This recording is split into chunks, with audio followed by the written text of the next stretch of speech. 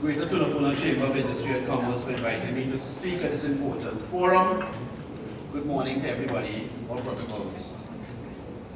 Now, we actually had a really important moment in the nation's affairs, which is why Chairman SPD's presentation was so key, kind of coming before my own. Because we actually have to refigure where we are in terms of the economy. We have an oil and gas based economy. That's where we've made most of our money for most of our lifetimes. And that appears to be over. So we're going to a new place now. We also have some important benchmarks to take. I was very pleased to see the question of benchmarking raised and the question of UE that you raised, Dr. Atz.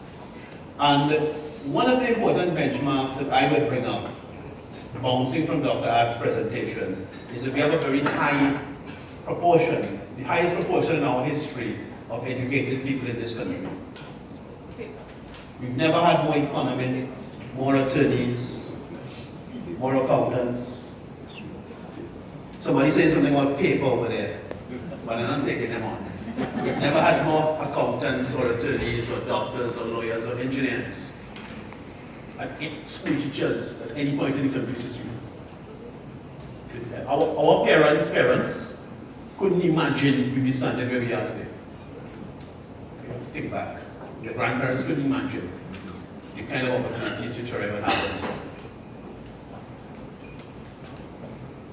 And in fact, I call this sort of conversation, and I'm coming differently at it from the other speakers, I call this kind of conversation a Sankofa moment. We have to look back to understand where we're going forward. Okay? And I want to also talk about the fact that there's an important time in the nation's calendar.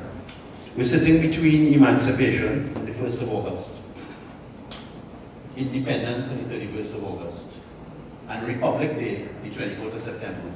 I call that 2-month period a season of reflection. We're sitting in there. And we need time to pause and think about these things. Happily for us, it's the pre-budget season. And the Greater Tunapuna Chamber has some of us together today to have this kind of experience. So I'm pleased to be here with all of you. Now, the question is, having this highly educated population, do we have what it takes to learn from the past? Do we have the maturity and the education? Somebody was mentioning paper earlier on, my colleague from UB. Do we have the maturity and the education to learn from the mistakes of the past? I mean, I'm seeing people sitting here in the audience who are part of the current political administration. And I'm seeing people in the audience who are part of the one that was there before. So it's a really pertinent question. For those of us sitting in Tunapuna is a particular constituency kind of between things in the country, and so Tunapuna is a very right place to have this conversation. And this building, of course, Mr. Jack Warner, who is one of my ethics school teachers.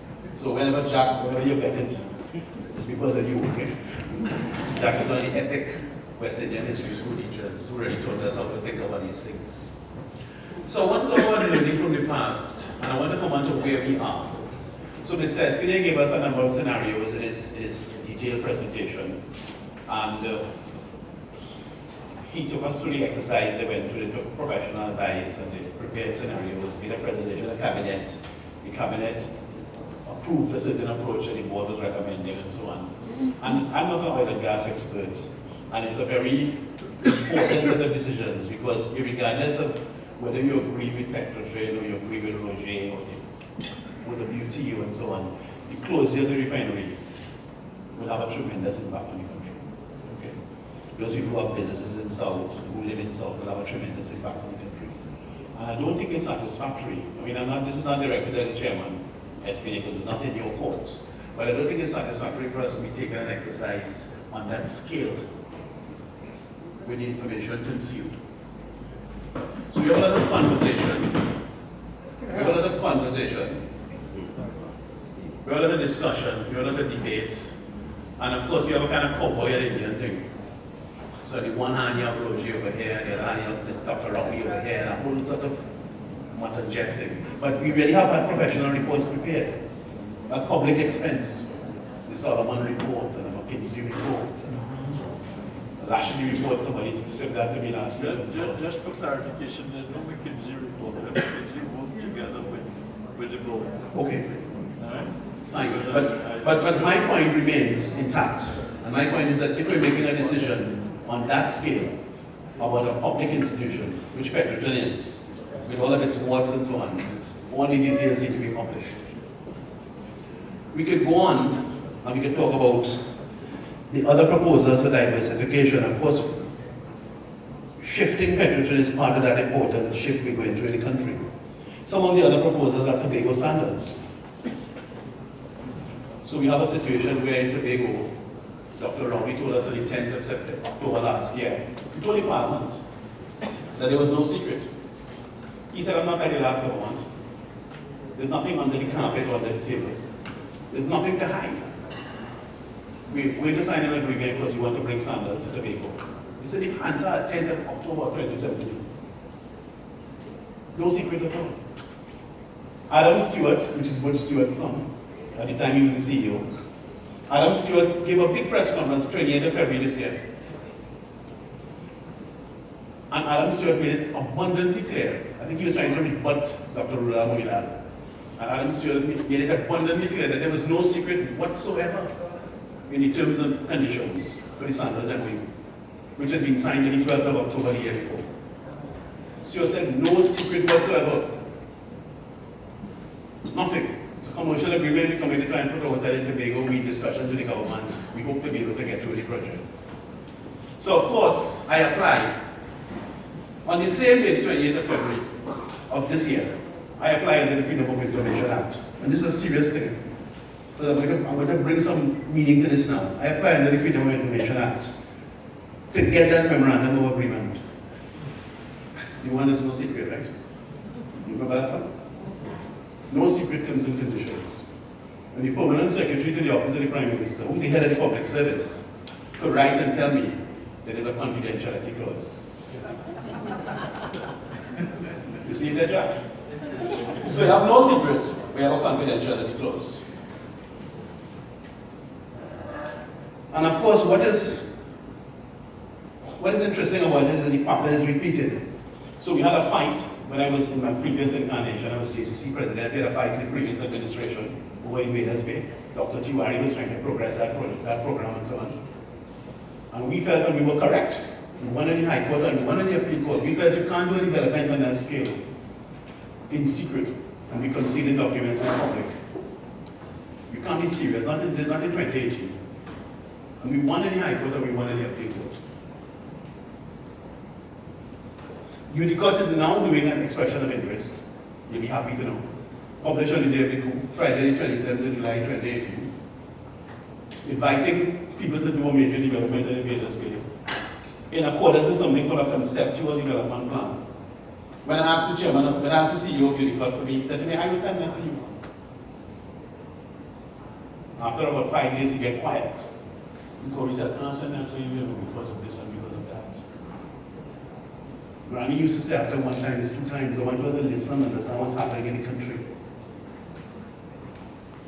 So it was wrong when Dr. Tiwari did it. And we have changed, or have we? I'm making a point about national development. The Labrador dried up. Dr. Rowley made an announcement, I think it was about 10 days ago, when the contract was signed. I believe the Chinese ambassador was there. And it's a project. That dried up issue is something I've been associated with for some years myself. And I believe it's being done by China Harbour Engineering under a government-to-government arrangement. Government-to-government arrangements are traditionally held as secret. But there's some really interesting questions. It's being described as an investment. So one has an impression about foreign investment in the country. But Trinidad and Tobago is borrowing money through the project. Listen to me. Trinidad and Tobago is borrowing money through the project. Trinidad and Tobago, irrespective of which political party you may support today or tomorrow or next week, Trinidad and Tobago has to pay back that money. How much money are we borrowing? Does anybody know? What's the rate of interest? Does anybody know? How many years we have to pay it back? Does anybody know? What's the rate of return of the project? Does anybody know? So when they're building the complex, because it's a complex, it's 892 acres of land. I calculated it. It's a huge complex. Savannah is only 200 acres. It's 892 acres of land that has to be developed for this dockside project. When that complex is being constructed by China Harbour Engineering Company, how many local people are going to be working in it? Anybody want to guess? 100%? 10%? How many local engineers or welders, electricians, carpenters, bricklayers? You can't answer, can you?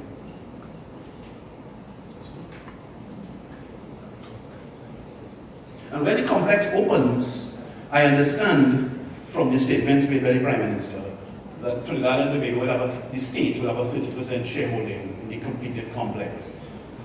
And I need to see, for myself as a taxpayer, and I make sure to pay all my taxes, I need to see what are the underlying arrangements there. How does the shareholding balance against the cost of construction and balance against the cost of the borrowing? Now, I started out by being pleased at the use of the phrase benchmarking. And I want to say that, in fact, we should be trying to do the best possible for our country. And when we look at companies, the big companies that are bigger than anything we have in Trinidad and Tobago, the huge companies, the Shell, and Google, and Facebook, and these huge world-class companies, and you read the management magazines, I know people, I see people in the audience who read those things, and you see what they deal with, what is the stuff they think of.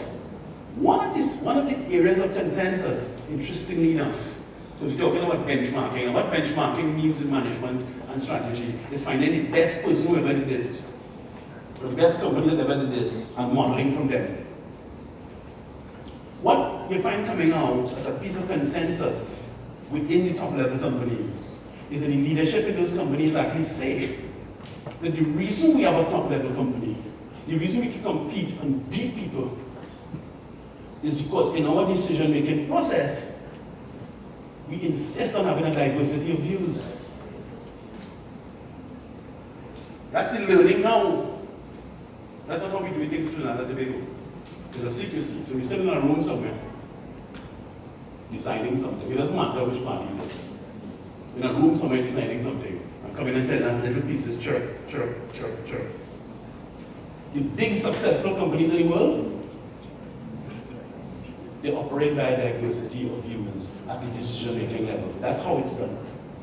And if we want to talk seriously about education, Dr. Adds, or we want to talk seriously about benchmarking as a type of learning, and for learning to have an impact on our diversification, we have to have more information shared.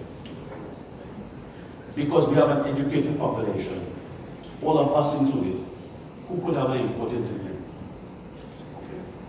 The way we're going about this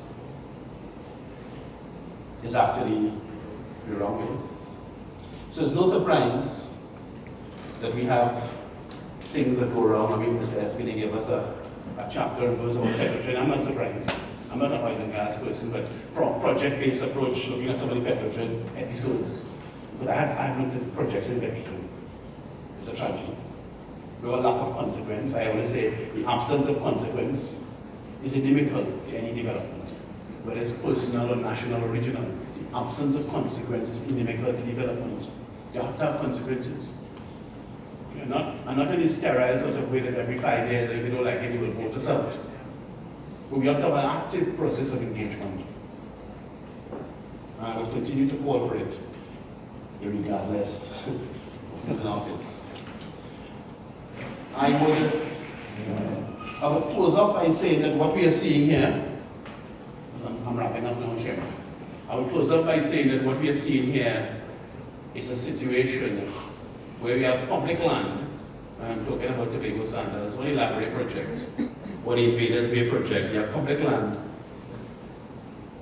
being developed with public money, supposedly for the public benefit. But when you ask about it, they can't tell you about it. You know why? It's a private contract. And that is something we have to get over. For all of the education and the diversity and the benchmarking, we have to get past that point. Okay? So thank you for your time. I'm happy to take questions. We could hear what Mr. Brown has to say. Thank you very much.